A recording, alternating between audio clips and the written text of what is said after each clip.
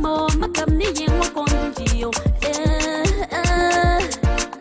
akala kamija como gamo binane akaya kamija como gamo binane akaya kamni bermo gamo binane akone jaga fufu akoni jaga banmo akoni nominal fu Mogamo maranyiti dam dam Mogamo maranyiti dam dam Mogamo maranyiti dam dam Mogamo maranyiti dam dam Mogamo maranyiti dam dam Mogamo maranyiti dam dam Mogamo maranyiti dam dam Mogamo maranyiti dam dam Cheno ya yemo oh cheno ya yemo cheno ya yemo cheno ya yemo akani karwengo mombiga we faku akani karwe fi mombiga we faku akani ganga chamu acha fobere akani yingo no jije no mo ya yemo akani fambe famo chino mo ya yemo mogamo mangwe mogamo mo tiwe kana wanga digimo tikamni famba fatikara we Tikam nigga one benti karawe Mogamo maranyiti dam dam Mogamo maranyiti dam dam Mogamo maranyiti dam dam Mogamo maranyiti dam dam Mogamo maranyiti dam dam Mogamo maranyiti dam dam Mogamo maranyiti dam dam Mogamo maranyiti dam dam Mogamo Malambo no tem tikaram bangwe kan go we shake. Ino na chinga bin the chipo. So to get him do no yeah bang no mina. Dibin, no bin, low bin, two bin, low bin, no bin, low bin, two bin.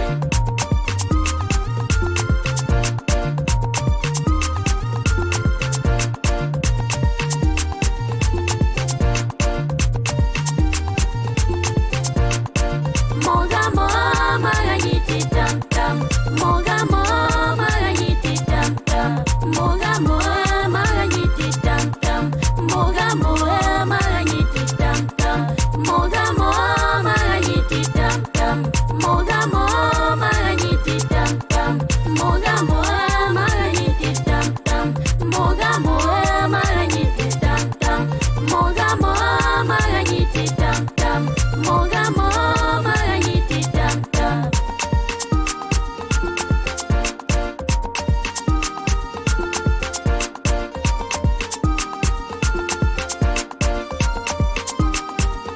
Melodious produce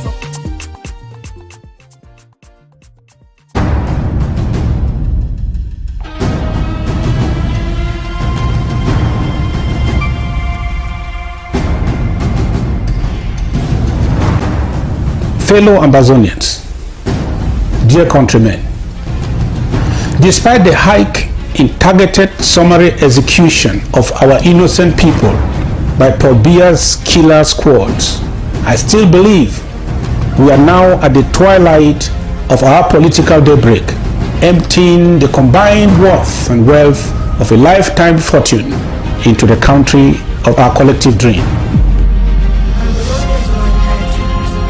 A place we can surely call home.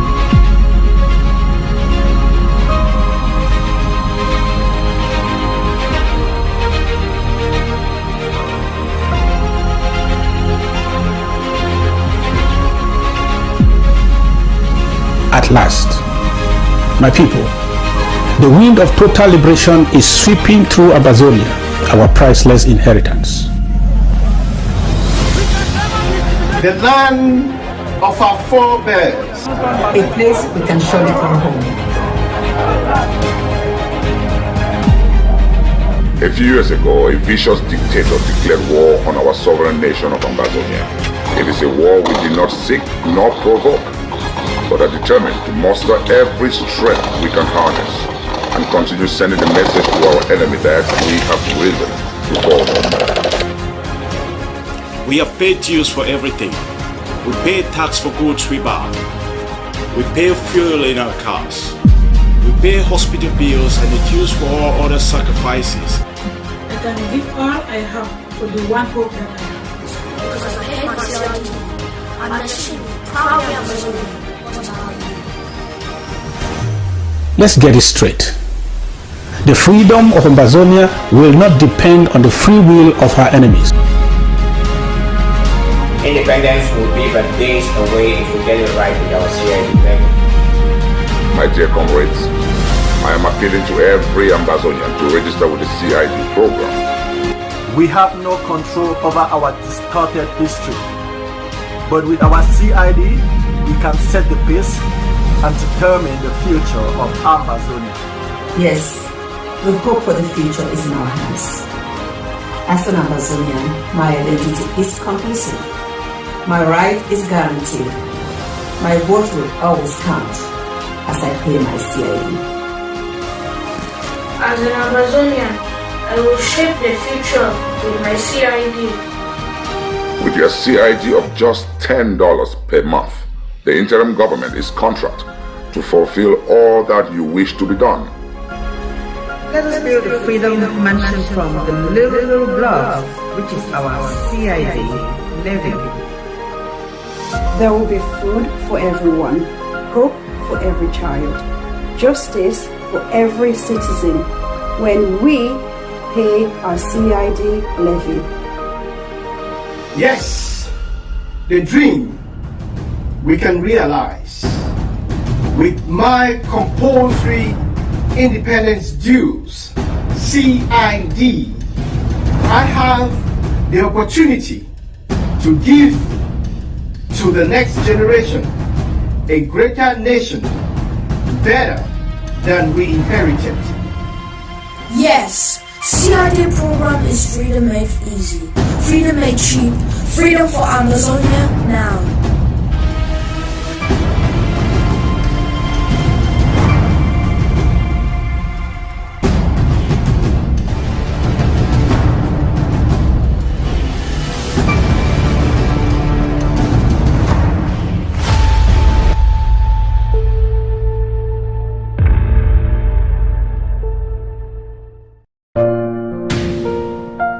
Don't you hate it when that happens to you?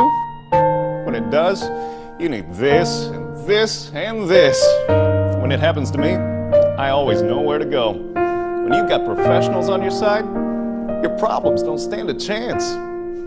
What are you waiting for? Contact them today and let them take care of your problems.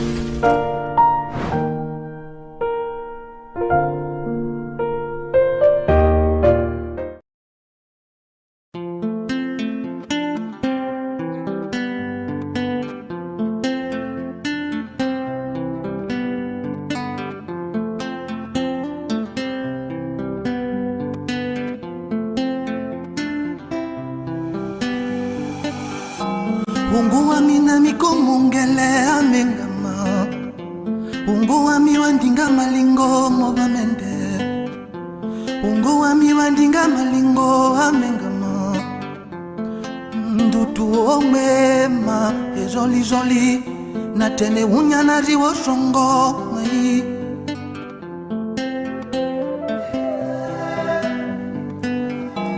Unguwami wandinga malingo amengama, unguwami wandinga malingo mumenemo, unguwami na mikomungele amengama, ndutu omema ezoli zoli na tene unyana ziwo songo mai.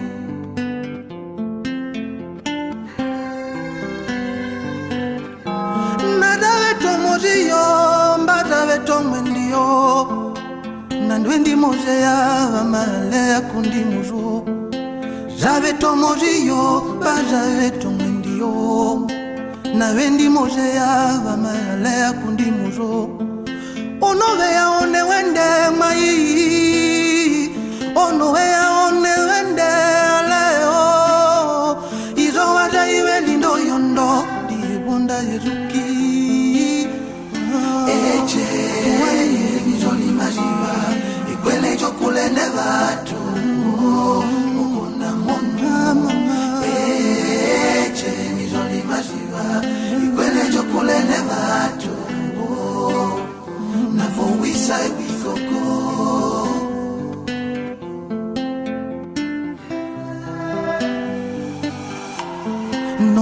Boaloti, Nongele Francis Pepe, Nongele Kotobas, Manuti Bango na Mamangea, Nongele Fela, Nongele Wangawana Wamowamba, Aye, Ngo Eli La Jole, Wenge Koma Paradis.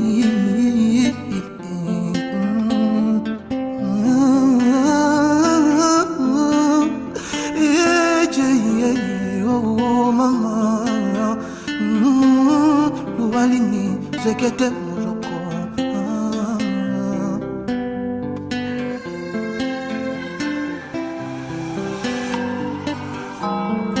We ya rengundu omoliki, we ya rengundu alurea mone mama.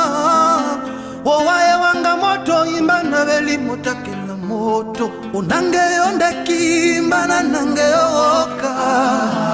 Ehunya wale ruku orenjeli wangi mama. Ehunya wale ruku orenje benda. Ndelende orenje benda mama ye. Wolo womba kweli owota nelite. Wendelende orenje benda mama. Wendelende orenje benda. Ikwele chokule neva manja neva kuwa cholingi koto mamange. Ikwele chokule neva cholingo nafo wisa wizoko unya na unya mekomba mere na umekomba eche mijoli majiwa cholingi koto ikwele chokule neva cholingo mokona mono mama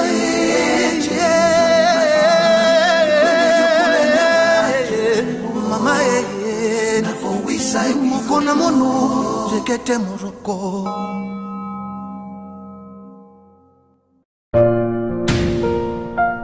Don't you hate it when that happens to you?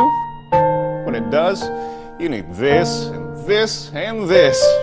When it happens to me, I always know where to go. When you've got professionals on your side, your problems don't stand a chance. What are you waiting for? Contact them today and let them take care of your problems.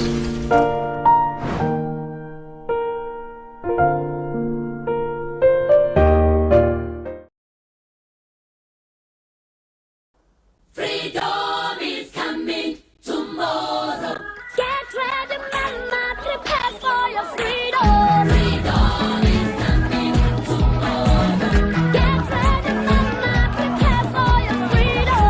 Freedom is coming tomorrow. Yeah, listen to mama. Yeah, listen to mama. Yeah, listen to mama.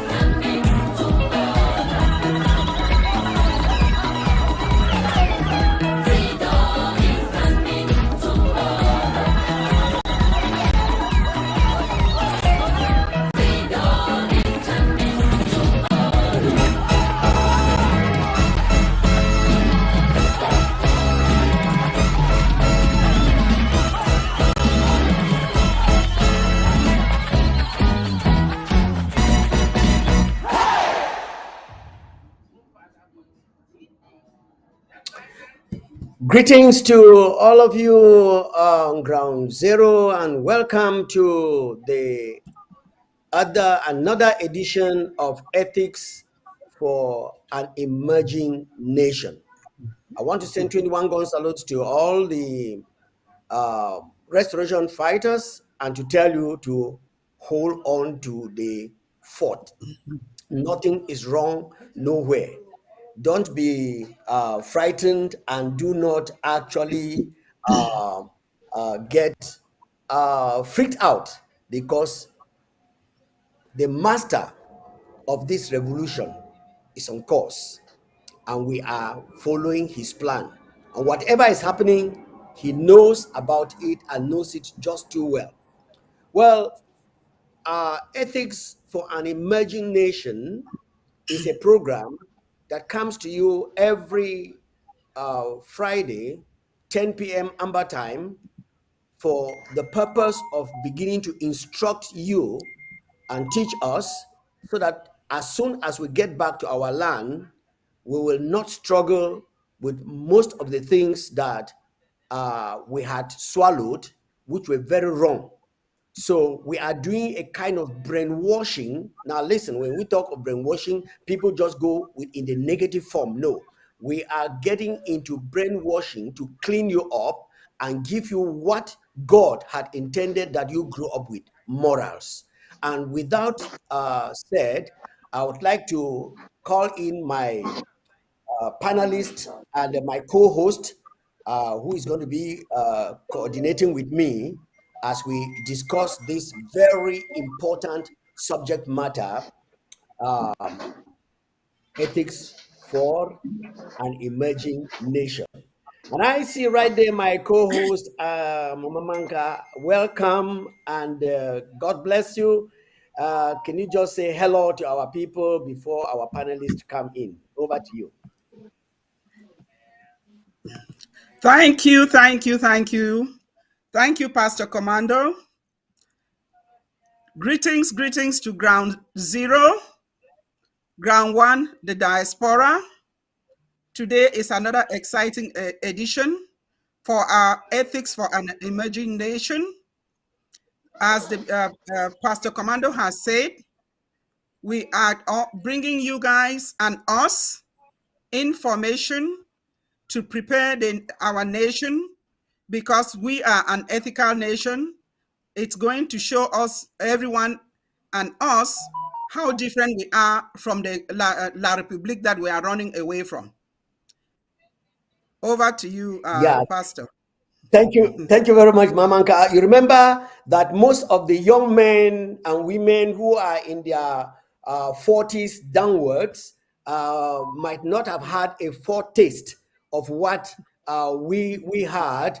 When you talk of what was in our nation, some of them are wondering, what kind of thing are you talking about? Because we grew up in this mess of La Republique, and everything is like that's how we're molded and made to be. No, thank you very much. We are here to begin to instruct you and take you back to where God had placed us. So while we are waiting for our panelists to come into the studios, I want to say that we greet every one of you once again, especially those of you who are watching us around the globe.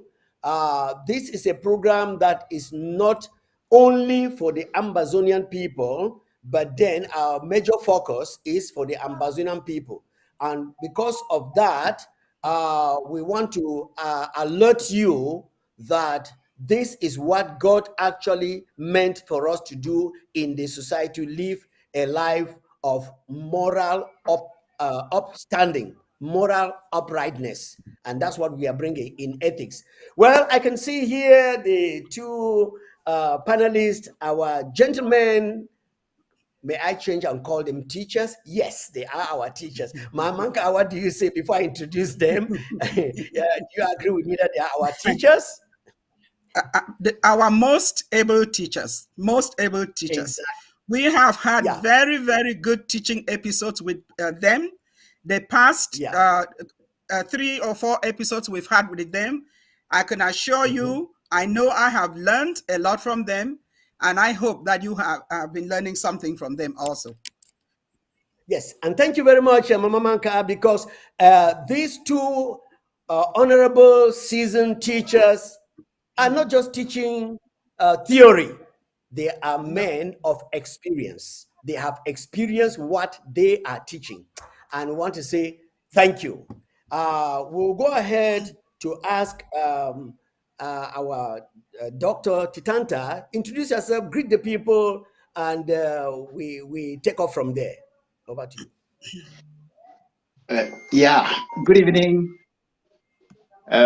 Pastor, my able uncle man, Pastor Commander, and Uncle Lady Mamanka.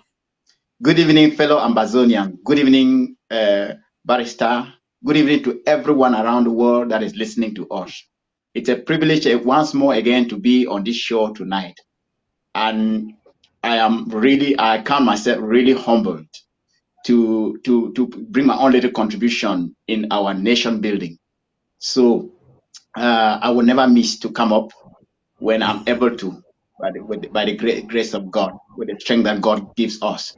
Bring our little experience that we have had from back home to the countries that have received us, because all these experiences, they are to be used for the betterment of our nation that we want to build. So thank you, and I am really pleased to be in this educational program today. So I will ask Mamanka to call on our next panelist and let him introduce himself as I hand over to you to call him up. Our most able barrister, Barrister Mbeseha. Please, can you introduce yourself and let us know what we're going to be talking about today? Thank you, madam. Thank you very much. I'm sure many people have seen me before. Again, we're here on Ghana.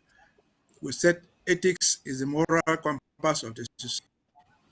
So we're here once more to learn some moral compass of our living from the faith where we belong to the office, the highest office of the land that rules us.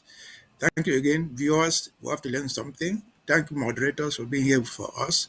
Let everybody go back home with something learned. Thank you very much again. Thank you, Barrister. Thank you, Doctor. I was taught in school that repetition is meant for emphasis. So every day we come in here and say, hey, give us introduction. It is just for emphasis, because there are some of our televiewers that have never seen you guys, and they are like, who are these gentlemen? Then when you introduce yourself, they are at home. They now feel, okay, we now know these are people who are not out to harm us. They are out to educate us, so that when we get to where they are, we shall be having double. And so without any waste of time, I will just go ahead and ask Dr. Titanta to give us a brief summary of what we treated last week. Just give us a brief summary of what we treated last week before we take up to what we have for today. Yes. Before I go into talking about summarizing what we spoke about last week, I would also like to remind our listeners to what we have been talking about so far. Right. Okay, Barrister, go ahead. Okay. Sorry. The foundations of the ethical society must be solid. We must constantly reminding ourselves of the things that we learn. We started by saying that we are trying to build citizenry that will be very responsible. That will become the eye of our society we are building. The eye of the society in the sense, when they see any unethical behavior, they must be able to report. So we started by laying out the procedure on putting down a report, a complaint. And we prepared the forms, we worked on, we demonstrated how the forms need to be filled. Then we started talking about if we need to first of all educate our people what are unethical behaviors. So last week we spoke about gift. Corruption, we know that corruption usually comes from giving gifts in the wrong way. So the first thing to stem out corruption is to first of all address the notion of gift. And we specified last week that it is very important that superiors discourage receiving gift from their inferiors, because this may be intrude. This may be seen as trying to buy favors. This may be seen as trying to divert the judicious action of the superior. You're maybe trying to buy a position, you're trying to buy favor or to bypass some certain things for him to overlook on any error you committed. So we're trying to discourage that by first of all making people understand that the notion of gift is actually the basis from where corruption builds up. So last week we spoke a lot about gift. Yeah. Thank you very much. That was a great summary for what happened last week. Now, Barrister, over to you. Can you just add some salt and pepper to what we have been studying? I call it studying because we are actually teaching our people and then also demonstrating by the testimonies that some of us have been given. Over to you, Barrister. Well, that last we talked about gifts and the different forms of gifts. We reminded people that these things are not only referred to the government officials who are in Boya or who shall be in Boya or who shall be sitting in big towns, Victoria, Bamenda, right back to the village. There are officials that right there, the head teacher of a school, the nurse who runs a health clinic. These are all people that you can influence or who can influence you. So that is what we talked of gifts. And we said gifts could take different forms. They could take form of money, forms of buying goods, buying pigs, buses, and giving to people in positions of authority so that they might do you favors. You might not want to do that, but once you start to give that, it gives an impression that you are cutting for some favors from some seniors. Yeah, these favors might include promotion, appointments, or just something like sexual favors. These things are ought to be discouraged in a morally sound society. Thank you. Wow. That All is right. awesome. That's awesome. That Manka, is over to you awesome. to Oh my, I'm listening to you and knowing that you guys have been learning this and that you are now representing it, giving it back to us and to our listeners.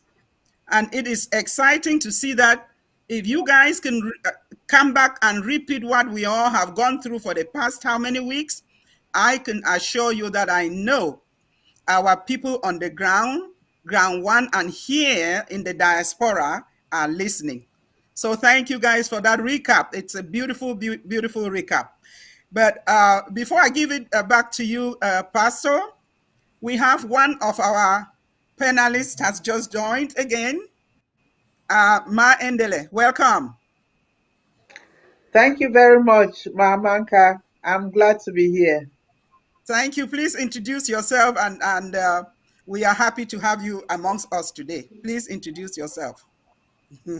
Okay, my name is Emma Endeli. I'm director of ABC, and I am not in the, I did not do law, but as a participant of the world, I know what is ethical and what is not ethical, and I know that I want to be a part of the department, the ethics department, to draw up, to come up with a good blueprint for Ambazonia, because if you are a citizen of the world, you know the ethical things to do and the unethical things not to do, and we know the difference between what obtains in La République du Cameroon, and we know that that is not what we want for Ambazonia.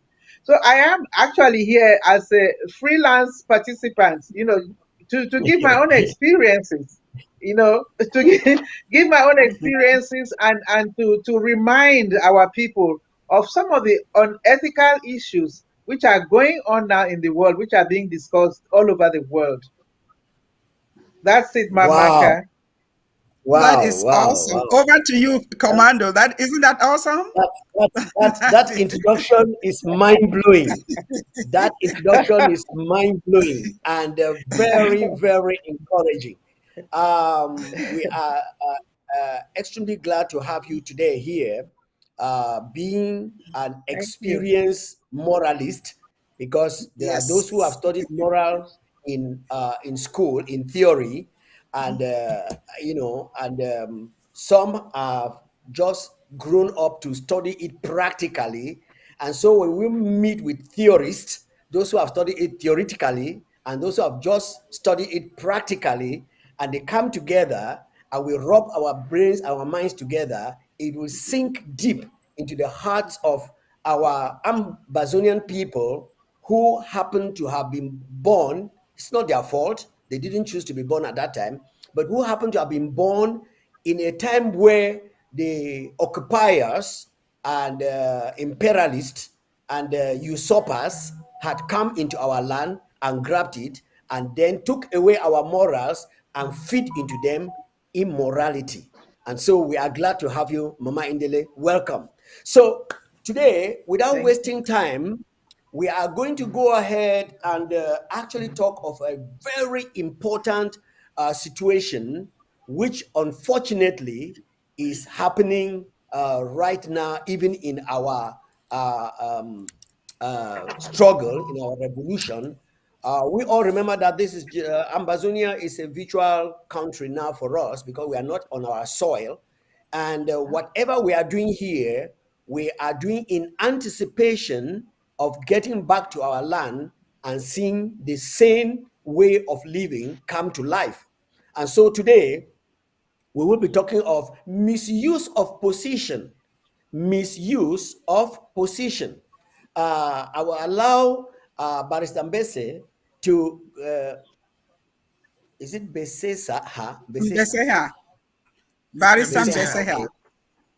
No, I think he told me last time to just go with the short Barrister team. I was almost forgetting. So in order not to bite my tongue and to cause some mispronunciation over there, I would like them to call him Barrister Tim. So if you want to know, one of your teachers today is Barrister Tim, and he will take up the first position and then just tell us what the misuse of position could be. So we are talking about misuse of position. Over to you, Barrister Tim.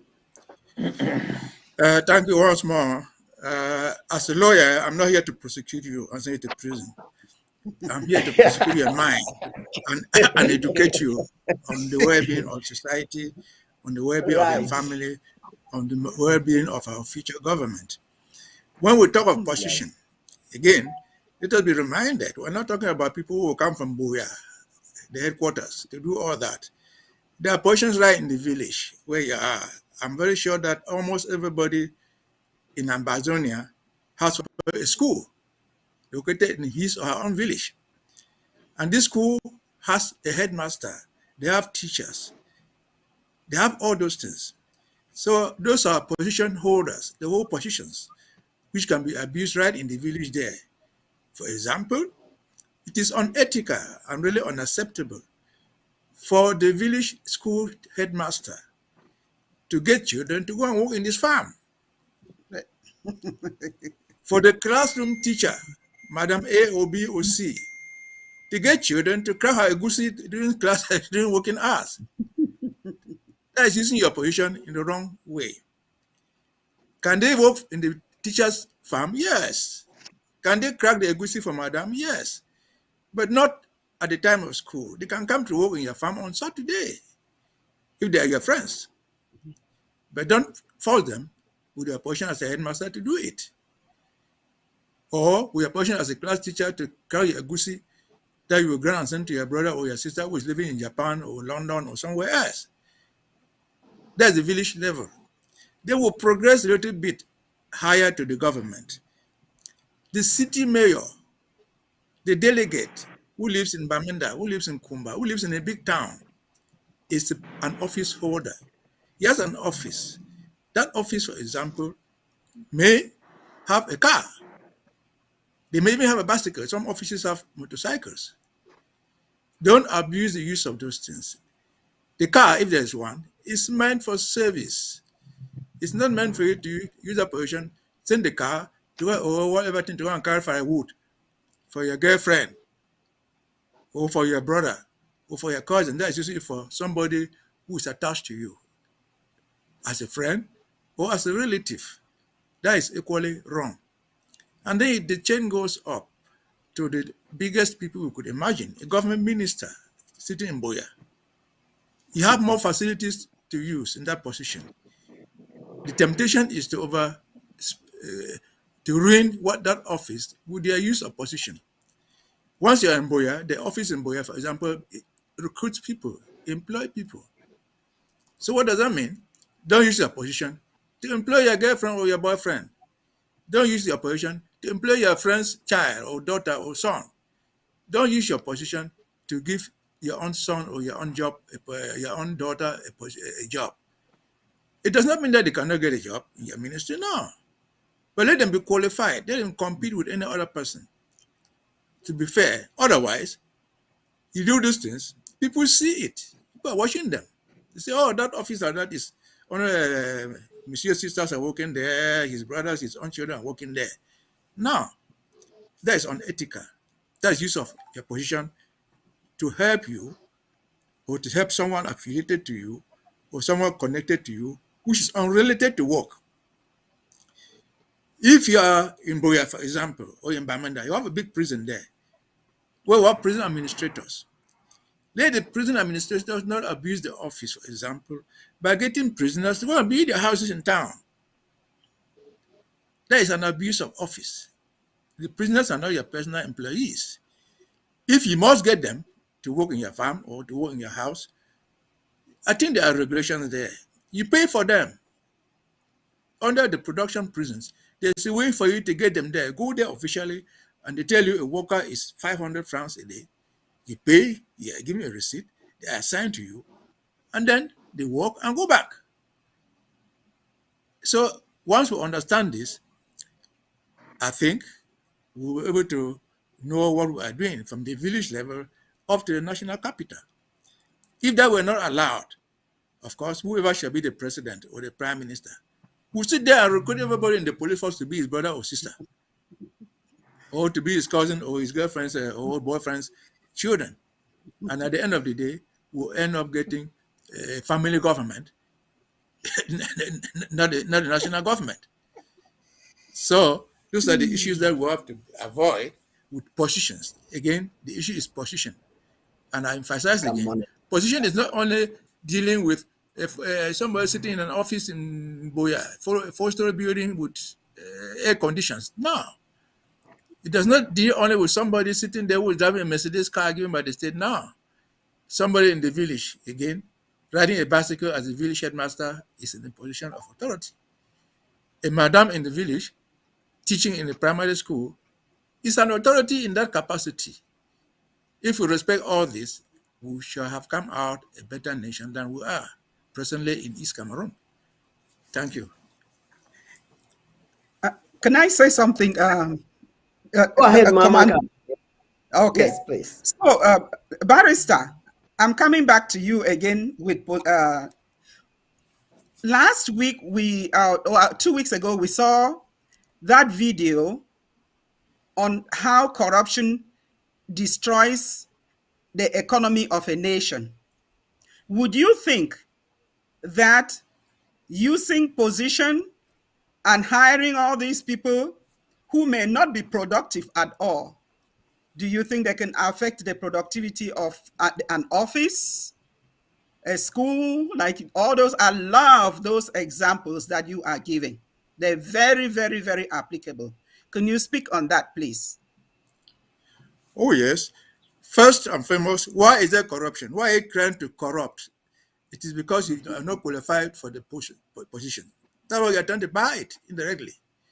If you are qualified, you will not be corrupting. So, corruption destroys the community because it brings people who are not qualified to positions that they want to own, to performance where they don't have the ability to perform. So corruption by itself kills the society. Again, I've said, it doesn't mean that if you're in an office and your brother is a contractor or your sister is a contractor, if he qualifies, he or she or the company qualifies to be a contracting company, they will gain the job. Provided that they will have to go through the same procedure, there will be inspection at the end of the day to be sure the job is well performed. The bottom line I've said is, why is there corruption? Corruption is because you're not competent to get the job. You're not competent to do what is wanted. That's why you go through the back door. Like Achidu will say, may sorrows in peace. Scratch my back, I scratch your own. That doesn't work. Because if I didn't scratch What your back, about, I will not do anything. sorry, let me, I don't want to enter. What about title? Somebody shows up with a badge.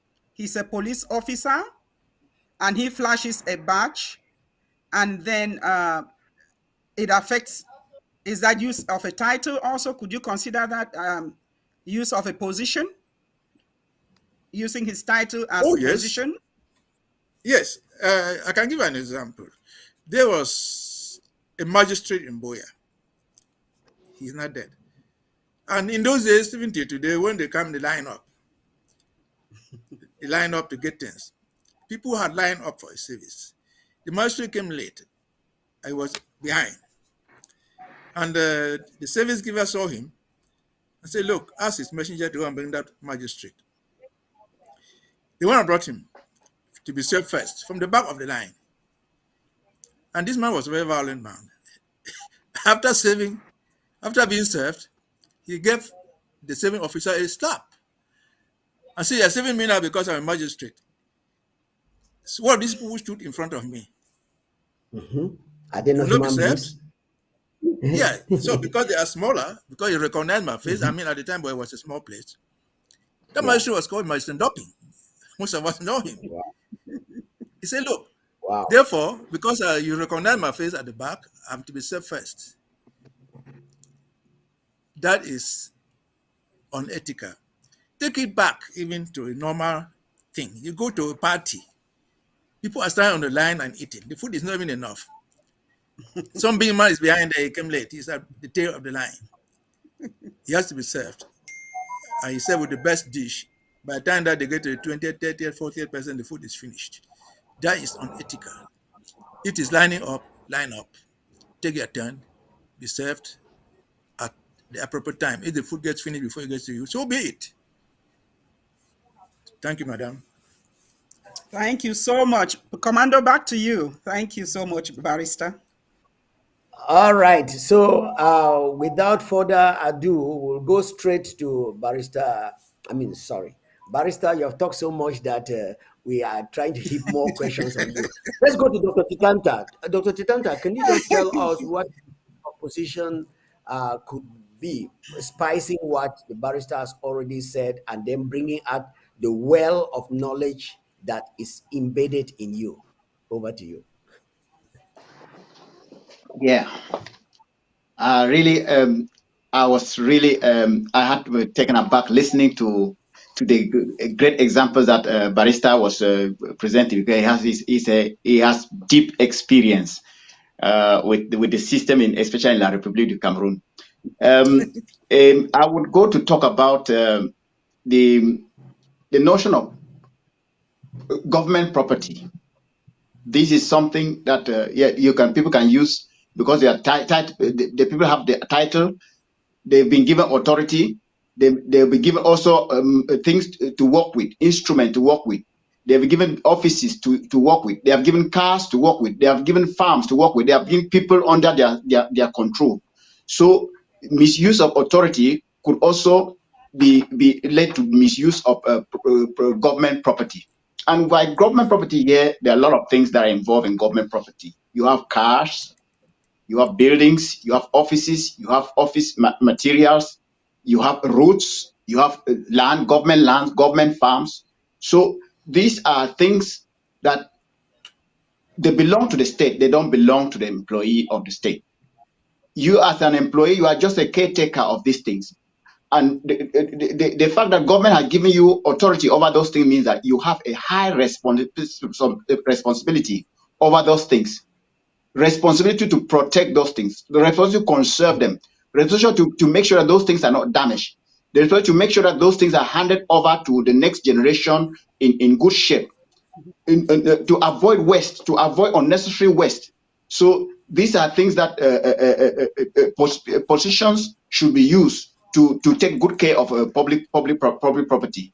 It's not because government has given you a house that you think that house belongs to you. You can use it any way you want. It's not because government has given you a car that you think that you can use that car to do any your private business. You can use that car to transport your family. You can use that car to give it to your friends to go and carry their goods from the farm. No, this is not correct. It's not because you have got an office that you think that the printing machine in the office now you can use to print your private things, print your books, print your whatever, print your your children's school materials. No, these are wrong. These are unethical behaviors. So this if we have responsible people in position to control these things, we will avoid unnecessary waste for our society. We will avoid inefficiency in our society. Because when we think of, for example, La Republic, where we're coming from, we see people using government cars during electoral campaigns. That's wrong. We should never encourage that in our country want to build. We see people using cars during work time to go and give it to people to go and do some clando, as they call it. No, these are things we need to. We see government workers using private car going to carry their girlfriends around. These are absolutely unethical behaviors. And we are actually, all these things we're trying to make sure that we have citizens that are observant. When they see these kind of things taking place, they should quickly report to the ethical commission. And that's why we're asking that ethical commission be set up at every rungs of our society, right from the village, as Barrister clearly said, right from the village, right through the local government areas, through the counties, through the national, so that people at every level should be able to report this behavior. Before they can report, they should know which behaviors are unethical. So these are important things. We should continue to emphasize on them. And people get this thing into themselves to be able to recognize what is unethical, what is ethical. Dr. Titanta. Okay, all right. Yes. I just wanted to say, I just wanted to say that, Mamanka, yes. I just wanted to say that, hey, Mamanka is here, and she will dig out some questions that will further educate our people. I will further make our teachers to give a further explanation of what we are talking about. And you were just picking up when I was about to call you. Go ahead. Thank you, Commando. I was actually listening to him and nodding my head and picking up very, very good information that he is providing. And I'm loving our panelists today.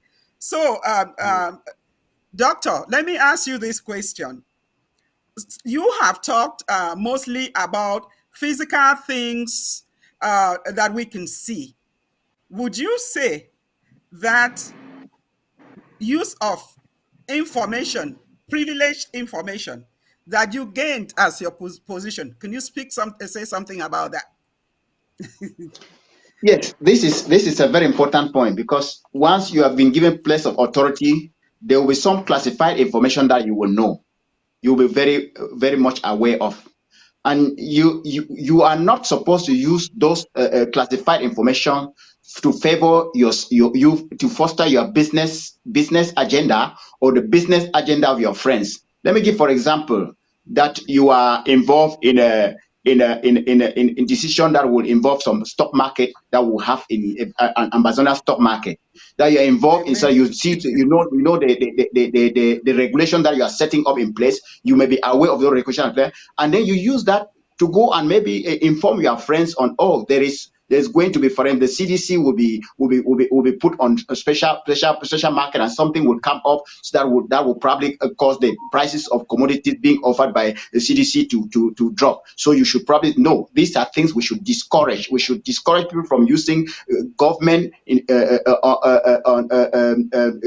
on public information that are not meant for the public yet, to use it for private or to foster some benefit of friends or family or whatever. No, these are highly forbidden. They are strictly forbidden.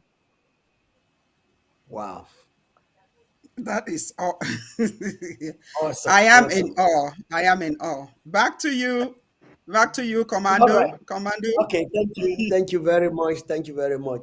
Sometimes when I'm listening to these seasoned men and the woman of God who have come in here today from Ambazonia, I just begin to wonder, the kind of creatures that God specially made and kept at that Gulf of Guinea, at that that Gulf, so intelligent, but then we are having a little bit of distortion here and there. And when we get back to where God had originally planted us with this teaching that we are receiving here and this instruction from these men, that I'm sure that most of them, if not, all of them, they must have. No, let me not say they must have. Yeah, let me say they must have. They had grown up in the Amba zone, the West Cameroon, the West Cameroon, the Southern Cameroons, that had this moral rectitude for people to live in. When you just look at them and you hear the way they are talking, they went to schools where they upheld the word of God to be the moral textbook. And so many of them, with that moral teaching till tomorrow, are fighting and swimming through the current of immorality that is almost sweeping the whole generation, the whole world today. But as we had come from God, He will take us back, and our teachers will continue to teach us, that our children will pick it up, and by the time we get back home, it shall be different. Now I cross over to you, our experienced teacher that has come into the house with virtues that are worth emulating because of experience.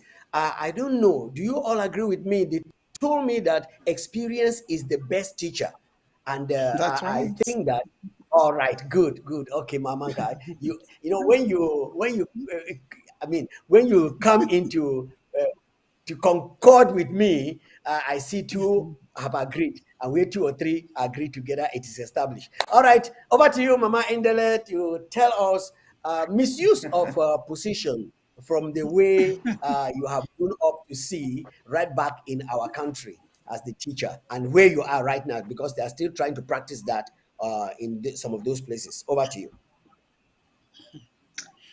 Thank you very much, Pastor Commando. I am really I'm really excited by the discussion that we are having here. It is really really interesting and very very very very educative. When I think of misuse of position, of position in power, my mind it blows my mind, because it's like, it is it's the actual fabric of every society. When I say that, I will start from the home. We all know that ethics education starts from the home. It is the mother and the father who first of all tells this child, this thing you are doing is wrong. This is what is right. You should not do it this way. You should do it the other way. So that is the basic. If you see children from homes that are well disciplined, you will know. Nobody will have to tell you. And these ethical principles stay with the children for the rest of their lives. Now, back to our country and the real world. There's no way we can try to change our ethical outlook in Amazonia without saying that from the top all the way to the bottom, ethics, the rule of ethics has to apply. Now, for example, the things that President Biya does that we know are wrong, are unethical. He should not get away with them only because he's the president. That's his misuse of his power. And he, let me tell you something. Here where there is civilization, usually, if a member of a company misbehaves, the top management takes responsibility, and sometimes they have to resign because of that act. And even though they did not act, they were not the perpetrators of the act, they are in that position of responsibility, and they have to be held accountable for everything that their staff does. So you see, it has to be a trickle down ethics mentality. Our whole outlook has to change. We have a big job to do.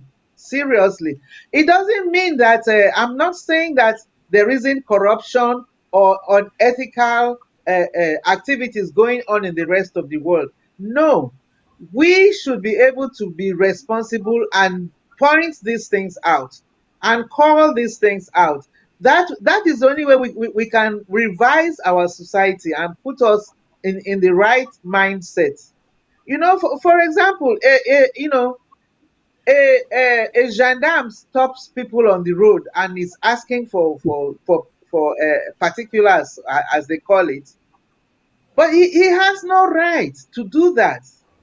What is wrong with the Department of Motor Vehicles? They should be checking whether your license is in order or not. The gendarme is put there just to extort money from you and to maybe sometimes shoot you like baby Carolese. And why should the government encourage that?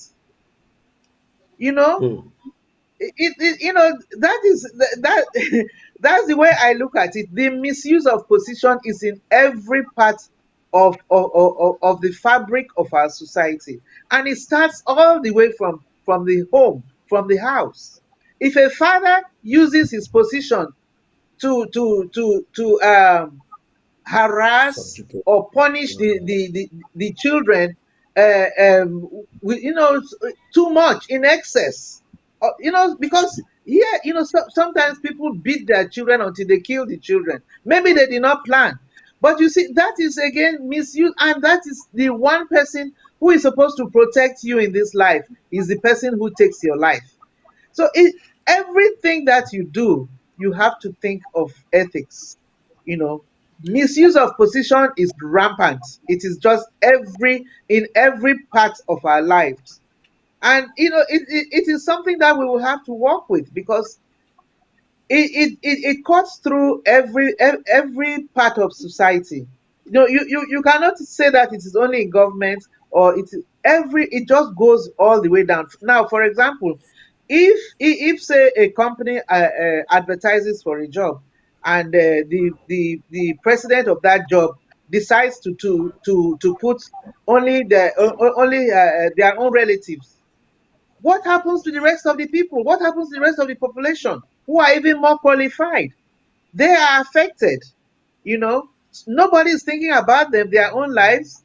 They are part of the country. They are part of this society. They are part of the system. Don't you think they have to be treated fairly? They have to be given a fair chance?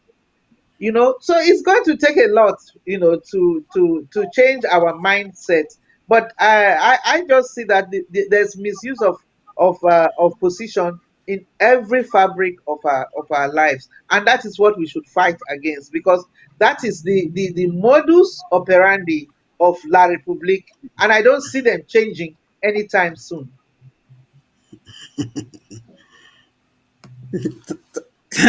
Thank you. Thank you. Thank you. Thank you. Thank you. Pastor Commando, that's another awesome presentation. I can audio. Oh yeah, sorry. It's fantacocastic. That's my grammar. That's Fanta and Coca-Cola mixed together.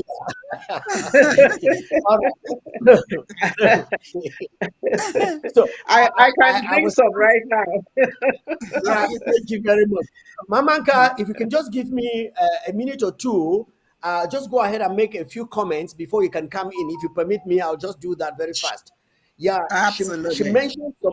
She mentioned some very, very pertinent things there that I now see that, in most governments, especially in democratic governments, power is given to the grassroots, so that the grassroots now come up and give the power to the president to stand for them.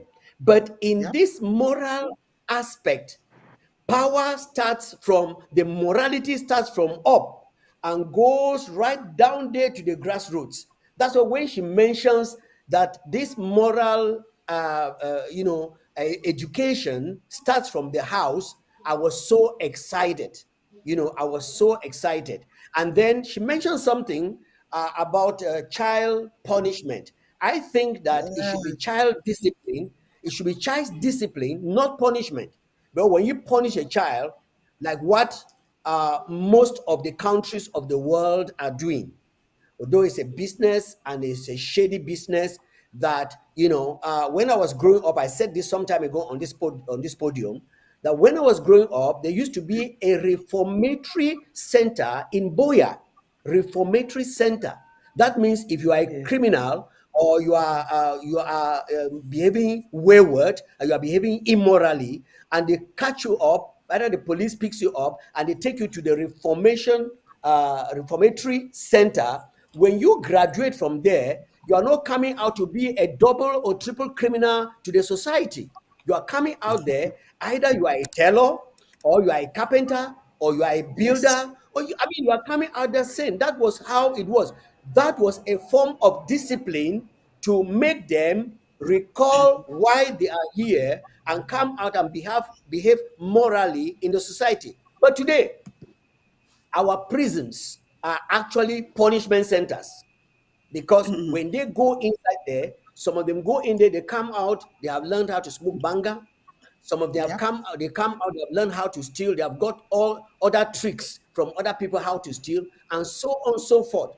I just wish that with what our teachers are teaching the Ambazonians, and the Ambazonians who are listening, and the government of Ambazonia, that when we get back home, because we are still on virtual now, when we get back home and be able to establish these institutions in different counties and LGS, as Barrister Team has always been quoting, we will be able to have such centers where people will be disciplined, not punished. Over to you, Mamanka. Thank you. Pastor Commando, they used to call that the Bostal Institute. Bostal Institute, yes. Bostal Institute. Yes. Institute, right. Yes. Yes. When people came back, they had trades. They could do things. They were reformed. They had jobs. They could make jobs for themselves. They improved on their families. They had jobs for themselves. That was the day. So on that, I want to, who can remember 1992, when the criminal Paul Biya took office, when a morale was so high, we were all expecting 1982. I'm sorry, 1982. I'm sorry, 92. We were all, morale was so high in the country. We were all expecting and anticipating things to be so good. And then look at where we are today. Look at where we are today. So it starts from the top, like Pastor Commando has said. It starts from the top and trickles down. And now it is the moral fabric of our society, including us who were dragged into this. Including us who were dragged into this. Yeah, everybody was shouting morality, rigor, and moralization. Thank you. You remember. Rigor, thank you. You remember. Yeah. Okay. Dr. Titanta. Yep. I'm going to. I'm thinking about, what about time? What would you say about time for? Are we running out of time? No. Yeah, I think not yet. I don't think so. We are going How much one time round do we have? now. Actually, let's go a little bit, because I will have to define what time we should be stopping. But then 1 hour for us would be enough. But because we have a number of panelists and we need to continue to repeat and educate these people, let's go a little bit further. Let's take 15 more minutes. All right. Thank you. Thank you. Yeah. The question I have is, would you consider misuse of time? How would you say, can you say something about that, please? Misuse of government time. Yeah. Sure, sure. But before I go talking about Mishirota, I really appreciate what Ma Endele was putting up, the idea of that when people we allow unethical behaviors, it affects the national health in many ways. It Amen. affects the entire country. It does not only affect the people that are concerned. It affects everybody in the country. Let me give an example. And when I just completed high school in the late 1980s, I came out with a GCA level four papers in sciences, mathematics, physics, chemistry, further mathematics. So I found myself in Guayaquil, which is dominantly the university. They were teaching in dominant French. And then I had a cousin who was working with the American embassy, and he came home and told me, "Oh, American embassy want to recruit Cameroonians and take them to America for military training, the Marine, and they're looking for people with good English background, people with physical science background, mathematics, physics, and they said you are the ideal candidate for this." So I was so excited for this. So we all went to the American embassy, bunch of us with Anglophones and Francophones, everybody, we were there. So we compiled our dossiers. We went through the first interview by the American consulate there, and we passed the first level. We were excited to go to America and come back like Marines, that Cameroon will profit from this Marine that are trained by America. But towards the second phase of the whole thing, one day we were at the ministry and at the embassy, and a general just came from Ministry of Defense and asked the authority, the American authority was in charge, and said, hand over the whole document to us. We continue the process at the Ministry of Defense. And this American guy just handed everything to this general. And from that moment, I knew that we could never make it. So they bundled a bunch of, I think there are 60 Francophones and sent to America.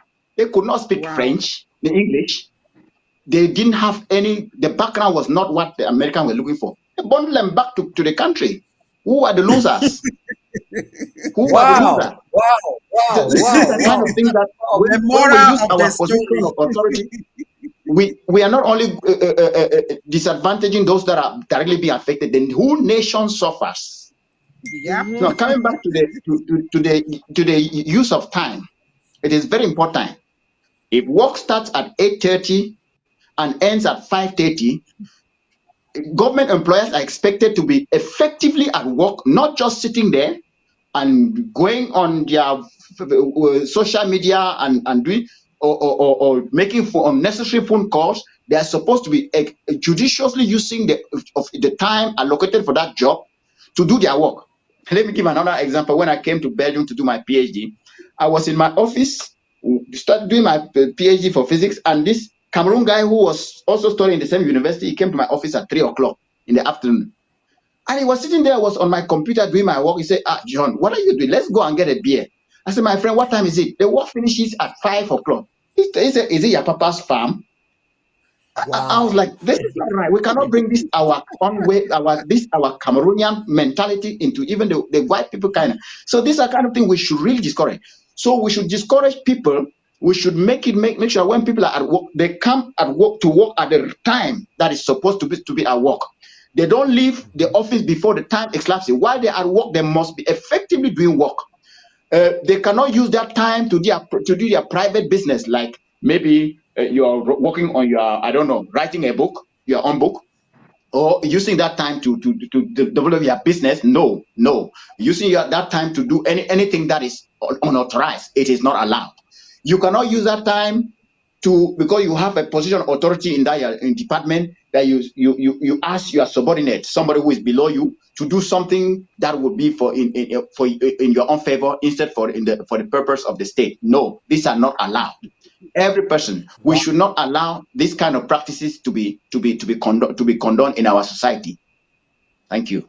Wow, thank you very much. Ambazonia is going to have 8 hours of work, and not 8 hours at work, because there's a difference between 8 hours at work and 8 hours at work.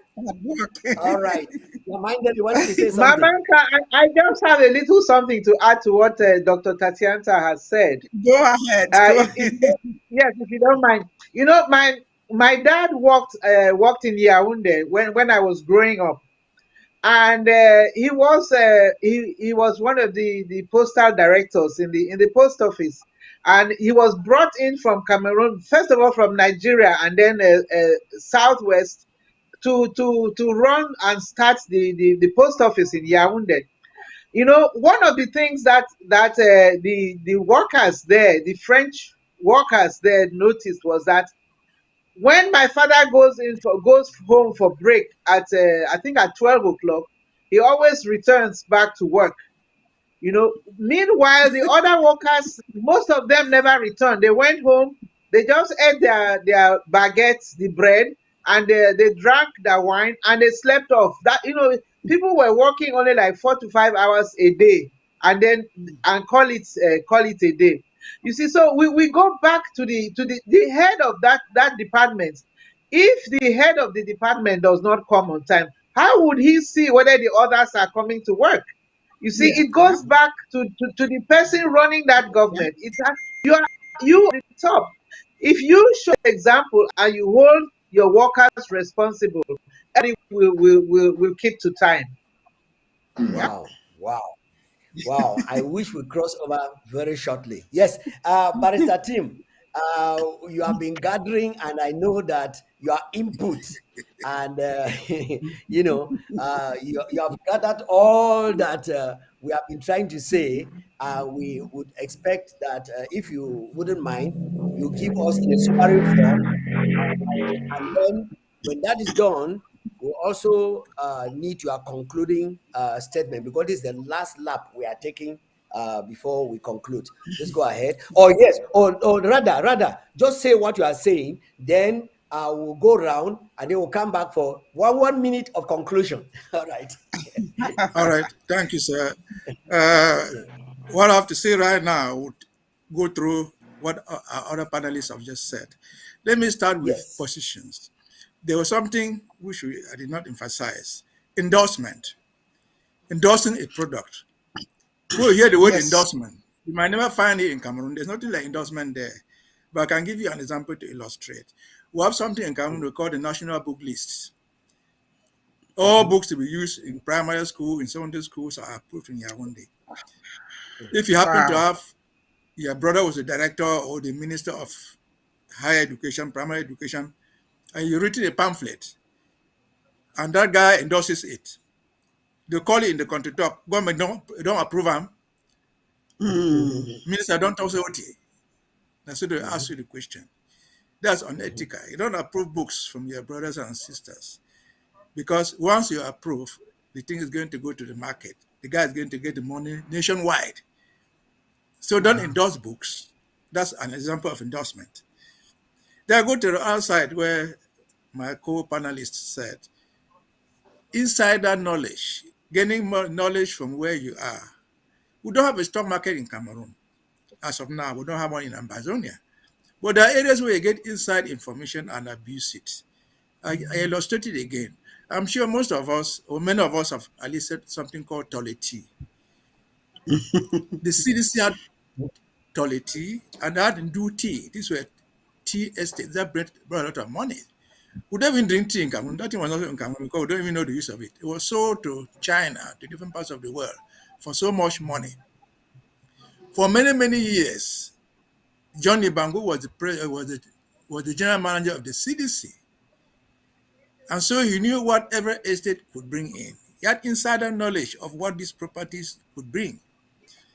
So when they decided to privatize or to give out the tea estates, Nibangu was no longer the chairman, the manager of the CDC, and moved to Sokapam. Musonga replaced him. But like anything in Cameroon, they will not give it to anybody. They had to give it to CPDM, insiders. And before they sold the tea to him, they said, look, for 6 months, they will not export tea. And then they turned around and gave the tea estate, particularly the tea on, to a certain Dampulu, who is still alive. Yes. Dampulu is still alive. They I gave know it to him. him. So take, for nothing, for almost a franc. And when Dampulu took it for a franc, he opened the warehouse where the tea had been kept for 6 months and made a fortune out of it. Yeah. Shipping it to China everywhere where they drink tea. But what is the problem now? Johnny Bangu said, look, you have made so much money. Bring my own share. And I'm pretty said, no, but what was your own contribution? He said, I gave you the value. I knew the value. I told you to get it because I knew the value of the tea that was in stock. Dan Polo refused to give him any money. They argued and argued until they went to court anyway. That's the bottom line. Johnny Bangu, using his position as general manager, knowing the value of Toilet and handing it over to Dan Polo to make billions out of it. That's insider knowledge being used. He got the knowledge as general manager of the CDC. He marketed it to his friend. It doesn't matter whether he didn't pay him back or not. But at the end of the day, Dan Polo made the profit as his friend because not everybody could go and get that Toilet. Everything today is history. So that is what I can add to what my two other panelists have just said. Again, don't endorse. Again, inside and out, I said, we don't have a stock market in Cameroon. We might never have one for many years to come because there's supposed to be one in the wallet that never function. I want to interject. I want to interject here by saying that when we are talking anything about ethics, particularly morality, if we mention the name of La République du Cameroon, we should actually mention them for the negative because they have taught us every vice that is contrary to morality, in time, in people, in position, and everything. Yes. In fact, their examples should be for negative. And then when we come, unfortunately, many young Ambazonians did not see West Cameroon. They did not see our southern. They did not. Some of them. I just had a figment of it, and I saw part of it when Ahijo was planning and coming into with his coup, silent coup to take over our people. I saw the tip of the iceberg of southern Cameroons, and from my parents, I saw the moral upbringing, like Ma Endele was talking. So some of us, when we are talking like this, and we mention what happened in our land, many of our young men, they are like, we grew up in this demonic, wicked nation, and so what are you guys talking about? But we will continue to talk because history is now written. In those days, it was laid down verbally. A father will sit down and tell us Arabian Night entertainment stories and so on and so forth. All right, over to you, Dr. Ma Endele. Share with us your concluding statements. And in fact, we want to have you because there is a well of something inside you. We want to have you back on our program. Yes. So share something with us. Thank you, Dr. Commando. The topic has been so interesting. It's as if we should not go away. But Yes. the timing is perfect because I have to go to work in a few minutes' time. Wow. The only conclusion I'm going to say is that I'm so happy that this ethics because we need to come up with a blueprint. We need to come up with a blueprint for Ambazonia. And as I said, it's going to take a lot of work, but I think that Ambazonians are very, very smart people. Very smart. We know that we are going to be able to come up with a blueprint which will be followed by the country.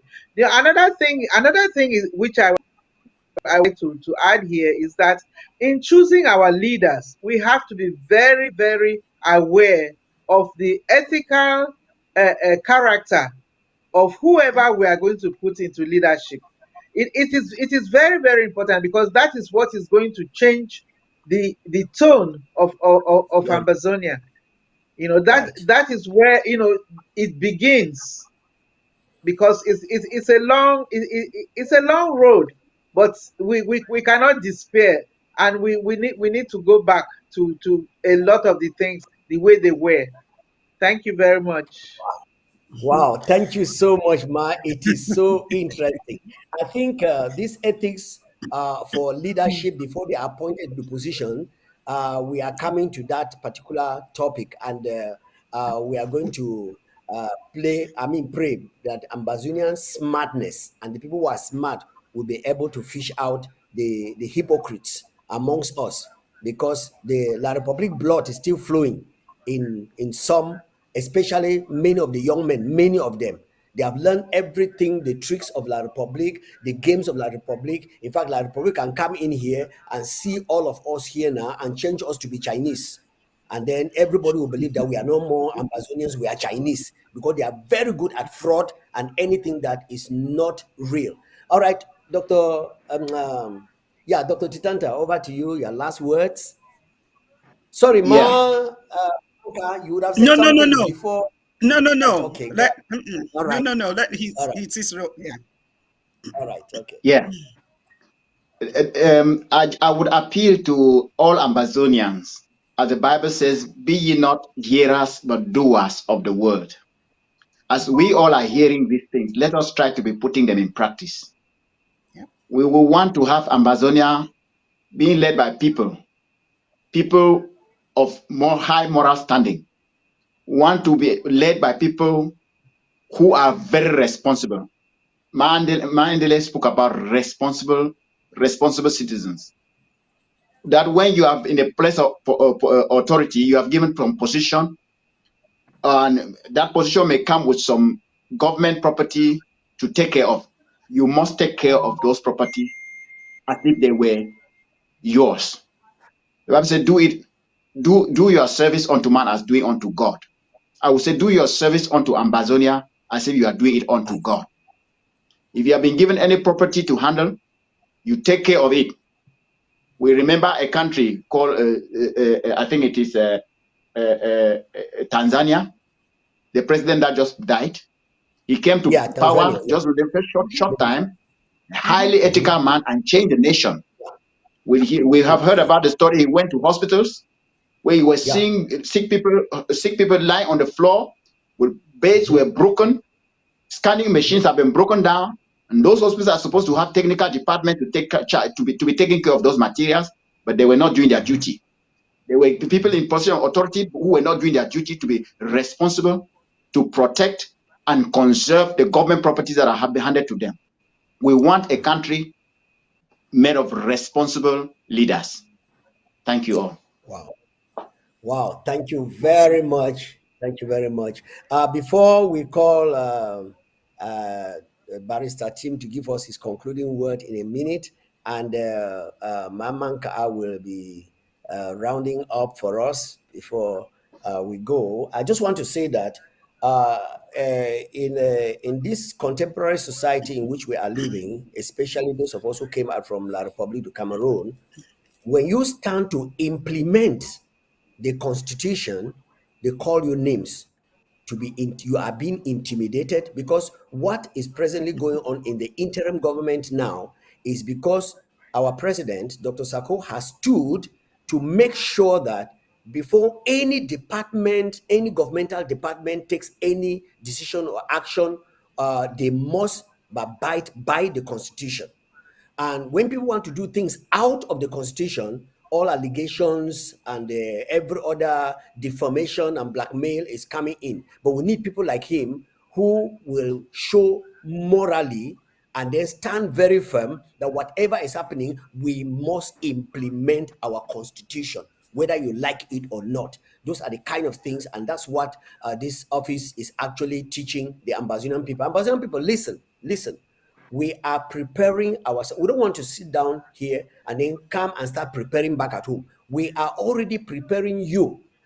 We may, when we come down there, we may be papas, because we are not going to be ancestors sitting on the throne. No, ancestors are not going to rule Ambazonia. It's only La Republic that ancestors are ruling La Republic. But in Ambazonia, we need you, the young men, to come and exhibit and teach, and then show by example whatever you are practicing.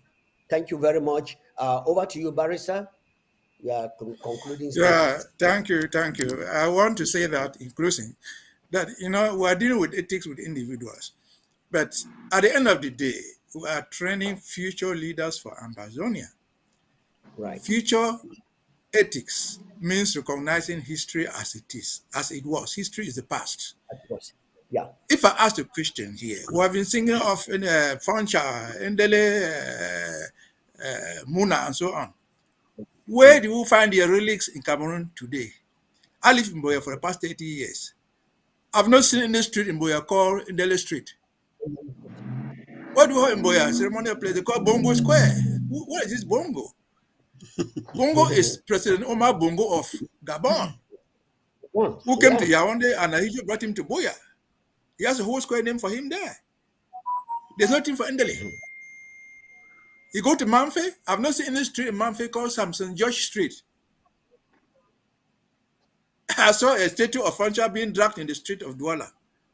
What is the name of Fancha other than his empty house in Bafut, in Nkwek? Absolutely nothing.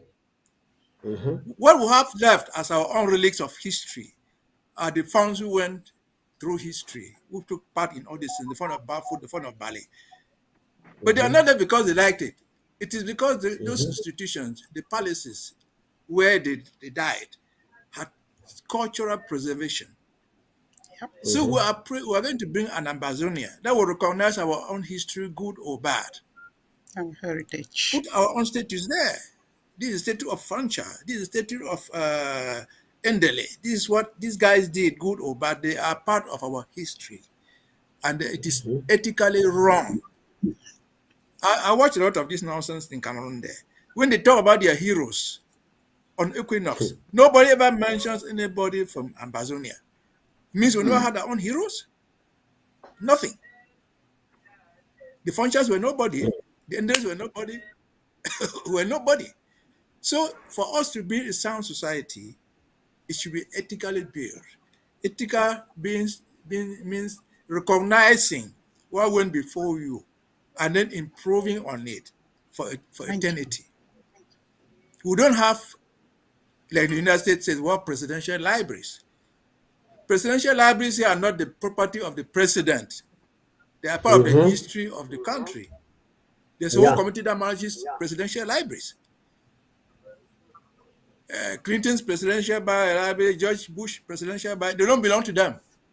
They belong to the state. And so they replicate what they did as leaders in the United States history. That is what our leaders, future leaders, will recommend to them. By the time they get to Boya, apparently most of us would have died.